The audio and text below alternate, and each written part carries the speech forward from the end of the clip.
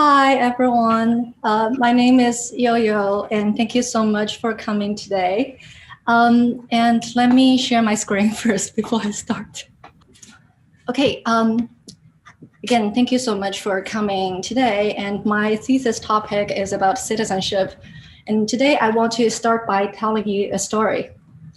So this is Felix's story. Felix is a Chinese businessman working in Tanzania. He planned to visit his home back in China in February 2020. Then the pandemic hit. He didn't go. A year later, he could no longer stand living far from his family and decided to try his chance of going home again. It was not an easy journey. There were no direct flight from Tanzania to China. He had to transfer in Cairo. On top of that, the Chinese government required all incoming passengers, regardless of citizenship, to have 2 negative COVID test results at the last stop within 48 hours of the flight. So Felix went. He took 2 tests in Tanzania, flew to Cairo, stayed there for 5 days in a hotel, and took another 2 tests there. In the end, but he was not allowed to board the flight in Cairo because the hospital he went to take the test was not on the approved list by the Chinese embassy in Cairo. After spending more than $45,000, Felix was back at his home in Dar es Salaam, the capital city of Tanzania. Felix's experience isn't unique. For over 1 million Chinese migrant workers in Africa and the Gulf states, going home was almost impossible during the pandemic. In this video, I don't know if you can hear, the Chinese...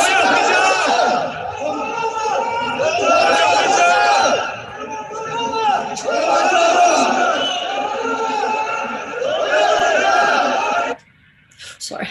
In this video, so the video just saw, the Chinese passengers were stranded at the Dubai International Airport in November last year. They were shouting, "We want to go home, let us go home." They were refused boarding because of a sudden travel rule change from China.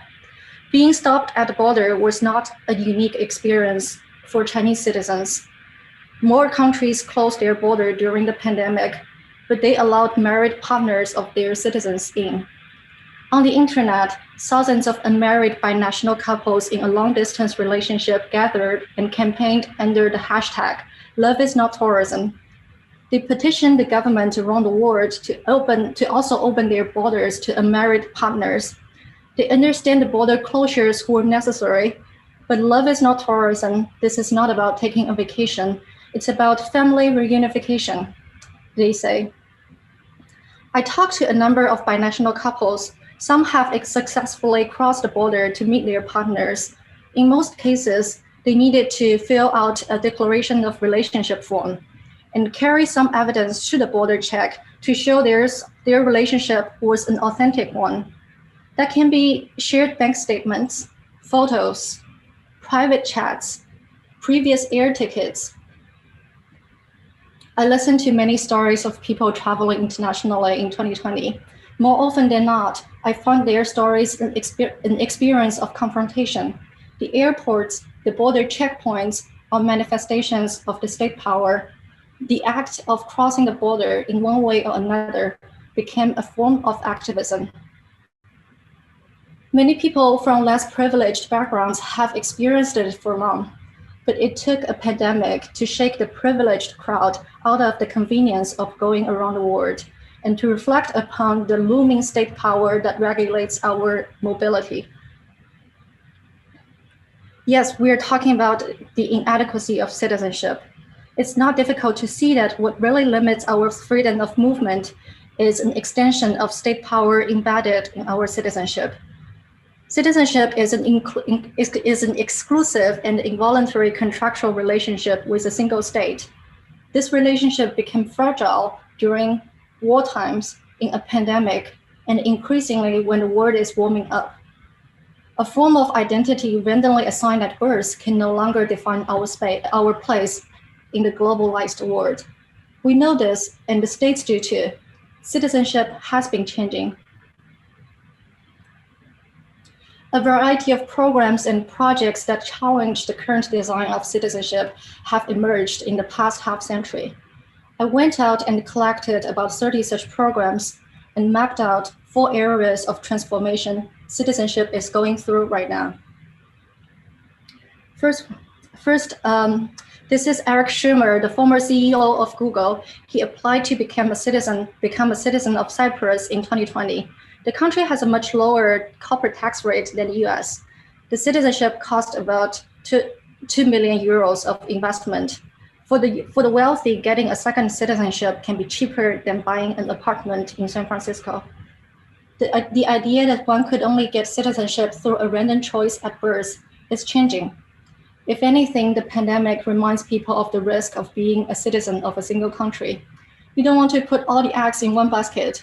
In addition to money, your skill, your labor, sometimes just luck in the case of the diversity lottery could buy you citizenship.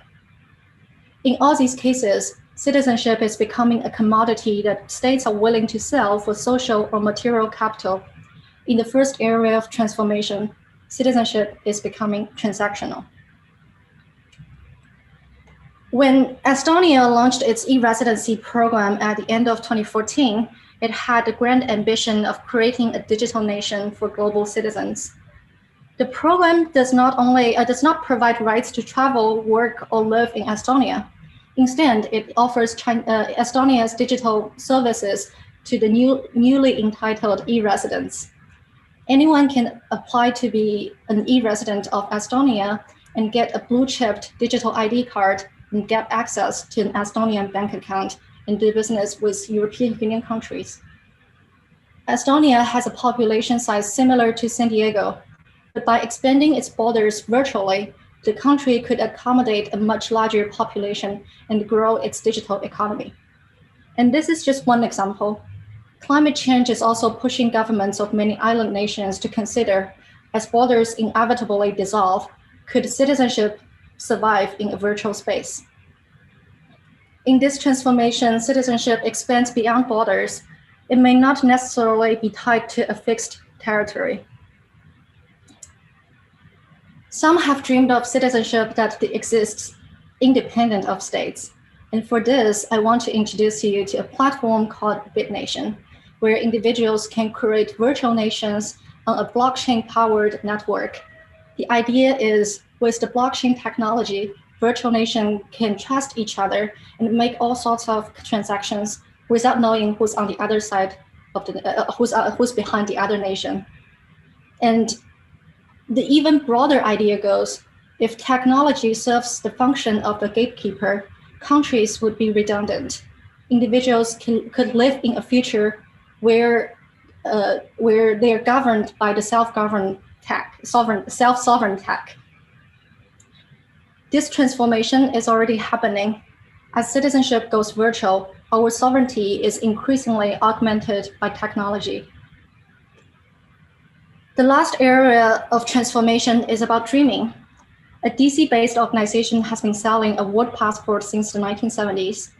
It's a universal travel document the organization says could be used just like a passport at the point of entry to any country. A newspaper in 1979 wrote about it. It says, one reason for selecting such a passport is to make a moral statement on the part of the traveler that he or she feels travel is an inalienable right and should not be tied to one's loyalty, real or professed, to one's country of natural origin. You could buy a world passport to make a moral statement. You could also create a nation. Choose your own apartment to be the country's territory, write a value statement, recruit some citizens, and you will be the king. Some self-initiated nation-making projects led to an abundance of micronations. And this is a micronation in the Utah desert. This one is in the outskirts of outskirts of UK. And this one is a fake island where you can be a citizen of the trash isle. Today, there are more micronations in the world than real countries. If real countries are we say they are recognized by the UN. In 2020, the online forum of micronations saw an increase in activity. The dividing power of states drove people to the idealistic idealistic escape of communities where people of shared values dream together. In all these attempts, citizenship is becoming transactional, non-territorial, backed by technology, and rooted in an ideal. The future of citizenship, I believe, will be found in some combination of the four transformations. In a sense, the binational couples and Chinese migrant workers were essentially challenging the notion of citizenship and asking for a reform. They're asking for a travel pass on the basis of love. If love could be the cause of exemption, migrant children at the US-Mexico border wouldn't have been separated from their parents. Felix could have gone home, but this idealistic vision is not quite close to reality. Instead, the so-called vaccine passport are creating another reality, contrary to the word passport that recognizes travel as an inalienable right. The vaccine passport adds a new layer of restriction augmented by technology. While the four transformations are indicative of what could happen, possibly next, what should happen remains the more urgent and worthy question. And I think the answers should not be from the government, but from us and people all around the world. And I want to say a final word. I'd like to extend my gratitude toward a number of people, many of whom are here today. And I don't have time to go through each of them. But thank you so much for your support and company in the past surreal year. The research would not be possible without you.